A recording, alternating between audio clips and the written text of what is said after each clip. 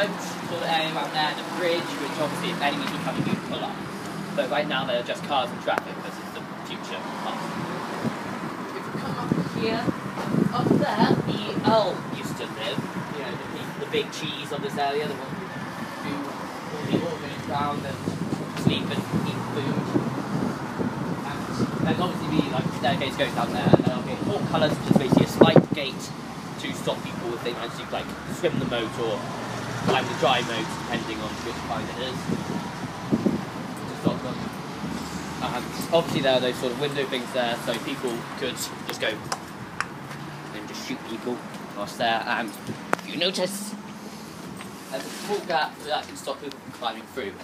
So that's really the beginnings of coming up to the bailey, really.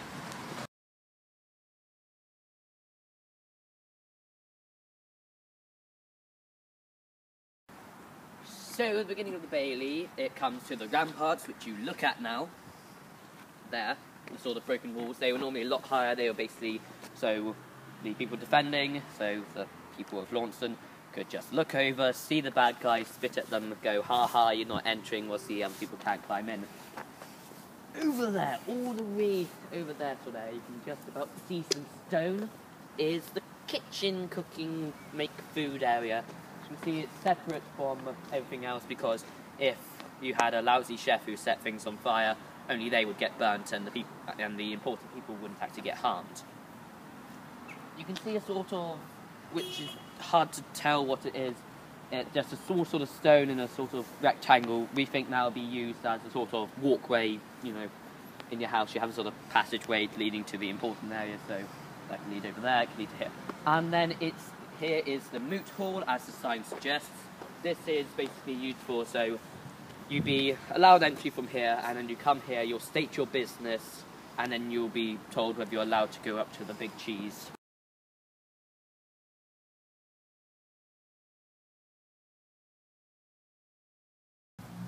Hello, and we will be talking about the Great Hall and the administrative area of Launceston Castle. The Great Hall was used for social activities and social things that they do. The administrative area is used for paperwork and other things to do with, and obviously this was the capital of Cornwall. They used to do all the administrative things for Cornwall here. And then there's some remains of the jail. It's only small, but you probably can't see it. It's very small in the ground, and yeah. So that was the jail of Launceston Castle. When this was knocked down, the Great Hall. When this was knocked down, all of the interior, which was very expensive, was robbed, and it was taken for people so that they could sell it and get more money. So this is the thing. That's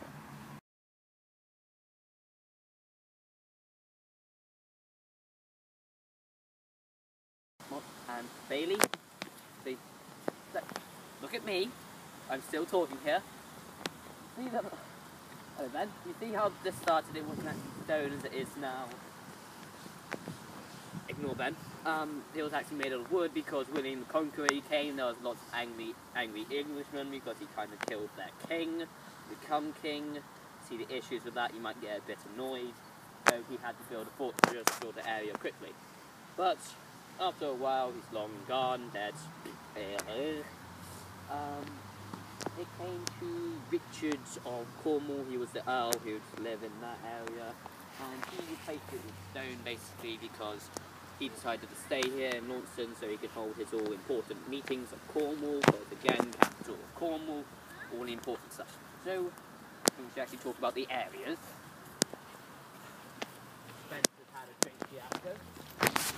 That bridge won't be there, it'll be a more painful bridge, drawbridge sort of area. So again, if you're attacking, they managed to get through there, they managed to avoid the kitchen that is on fire. They come up to here where that was going to be like a lift up, stop people from entering, but you can still enter if you want to. And here is the moat, not the mott, the moat. There's a difference, remember. Hi Ben. The moat is, it could be a dry moat, which is basically well, moat with no water, so it's dry, or a not so dry moat, or a wet moat with water, so you have to swim across it and get very cold, especially in this weather because it's -3 degrees.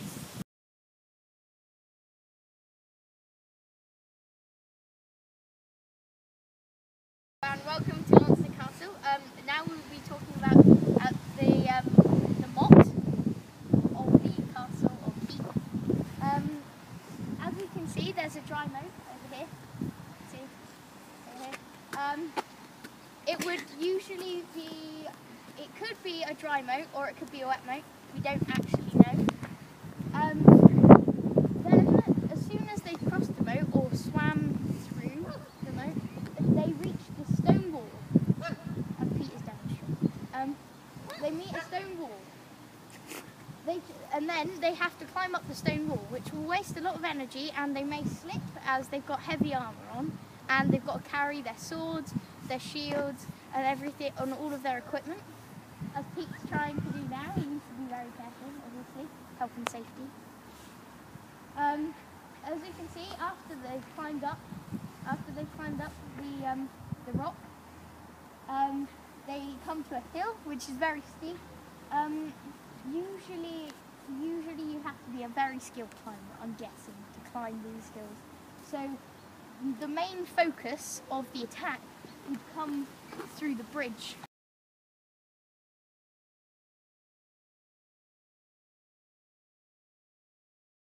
Have got through, they came over, they lowered the drawbridge, they assassinated the guys by the drawbridge or something like that, and the whole rebellion army are coming through.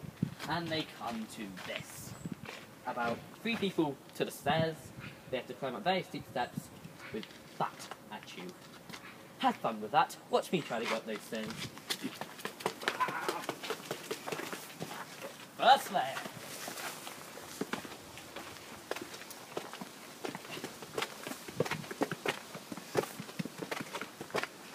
Second layer.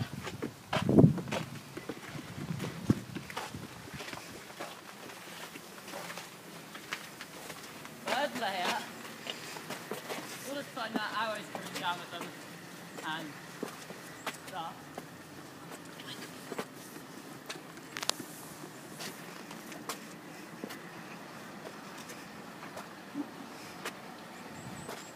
Final layer.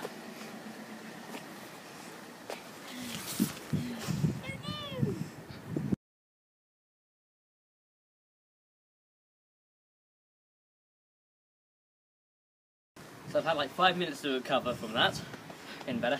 As you can see, and these would be even more sort of, like slippery, there's not actually like proper sort of protected more than that, and it's steep, so people shooting down at you. And as you can see, there's only about 3 people, and all that time there could be other people here are just going, you're coming, chop down, shoot them down, pour stuff in their way. They were clever, they could have brought some of the kitchen stuff up and just pour oil on the floor and watch them slip down the stairs. That'll stop them all from entering. And they can't even eat the berries because they're poison berries. So you'll be hungry from climbing up the moat and you'll just go dead. I've just noticed something literally at this second, that there is an attacker's advantage from taking control of this area. You can see here, if you can go look, there's the well. That holds their water supply. So they don't even have to try to take it straight away.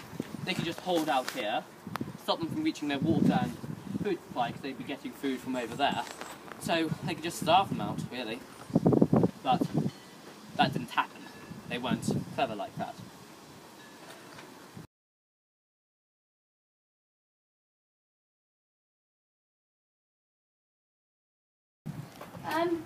Today we will be talking about the portcullis, which would be here, if you can see, up.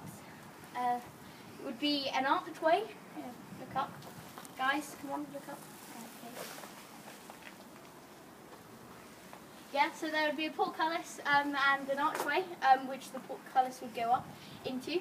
The evidence of a portcullis would be there's these holes in the walls. There, as Pete's pointing out.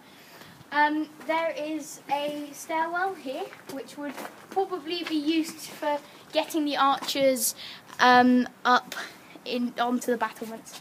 And if you were unfortunately coming up to raid this castle, you would be impaled by spikes with a portcullis, and people with spears would stab you in the face. So yeah, if you were coming up to attack like the rebels did against France, oh no!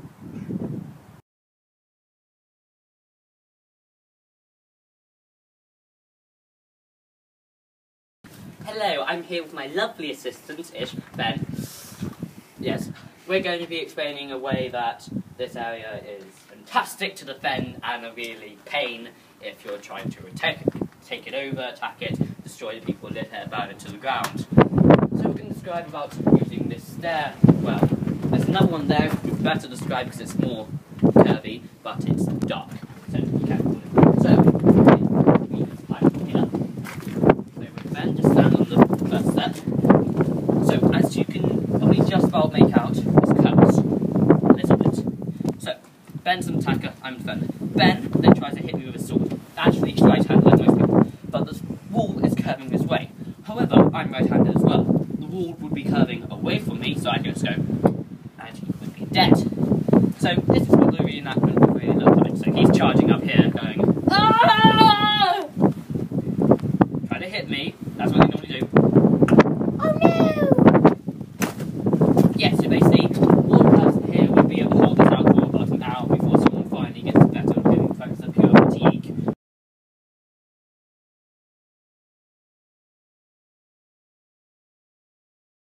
What would happen is, here's the water flush. The water comes from down here, and it flushes where you do your poos. Oh yeah. god, that actually smells. Yeah. Ooh. Oh. Alright, okay.